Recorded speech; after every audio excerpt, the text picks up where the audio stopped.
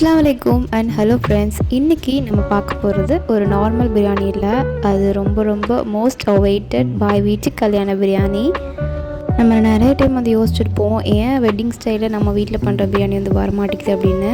So இந்த வீடியோவை ஃபுல்லாக வந்து பாருங்கள். ஸ்டெப் பை ஸ்டெப்பாக நான் அந்த மேஜிக் மசாலா, அதுக்கப்புறம் ஒரு கறியை வந்து எப்படி மேரினேட் பண்ணுறது எல்லாமே ஃபுல் அண்ட் ஃபுல் வந்து ஸ்டெப் பை ஸ்டெப்பாக சொல்லியிருக்கேன். ஸோ வீடியோவை ஸ்கிப் பண்ணாமல் பாருங்கள்.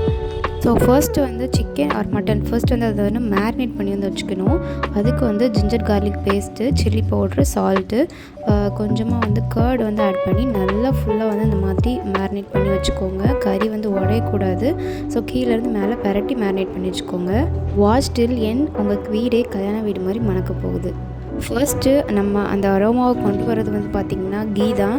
ஸோ நெய்யும் ஆயிலும் வந்து நம்ம வந்து ஆட் பண்ணிக்கிறோம். ஒரு பாய் வீட்டு பிரியாணினா அதில் வந்து கலர் வந்து ரொம்ப ரொம்ப முக்கியம்.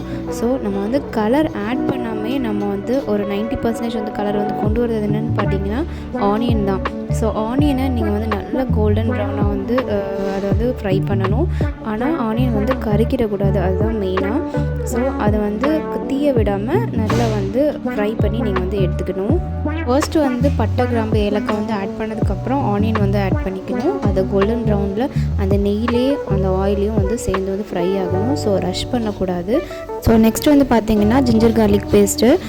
ஜிஞ்சர் அண்ட் கார்லிக் வந்து நம்ம வந்து ஃப்ரெஷ்ஷாக கிரைண்ட் பண்ணால் மட்டும்தான் அந்த அரோமாவை வந்து நம்ம வந்து கொண்டு வர முடியும்.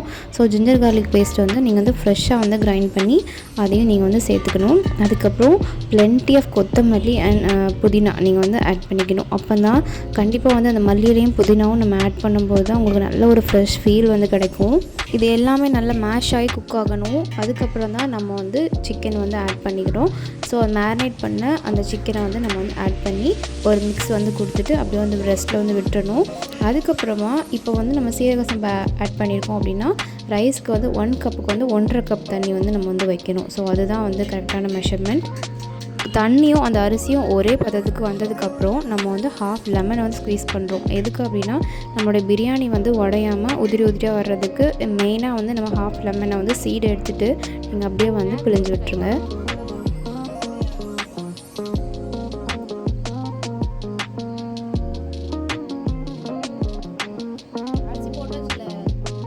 ஸோ இப்போ வந்து நீங்கள் வந்து சால்ட் வந்து செக் பண்ணிக்கணும். சால்ட்டு வந்து நல்லா வந்து உப்பு வந்து கரிக்கிற மாதிரி இருக்கணும். அப்போ தான் வந்து உங்களுக்கு பிரியாணி வந்து வெந்து வரப்போ சால்ட்டோட அளவு வந்து கரெக்டாக வந்து வரும்.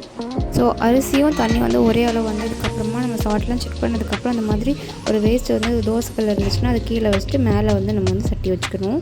வச்சுட்டு மேலே இந்த மாதிரி ஒரு வெயிட் வச்சு க்ளோஸ் பண்ணிட்டிங்கன்னா தம் போட்டுடலாம். அப்படியே வந்து ரெஸ்ட்டில் வந்து விட்டுறணும் ஆஃப் பண்ணிவிட்டு. அதுக்கப்புறம் ஒரு 10 மினிட்ஸ் கழிச்சு வந்து நீங்கள் ஓப்பன் பண்ணி பார்த்தீங்கன்னா சூப்பராக அந்த பிரியாணி வந்து ரெடி ஆயிரும். அண்ட் அந்த அரோமா வந்து வீடை சுற்றி அப்படி மணக்கும்.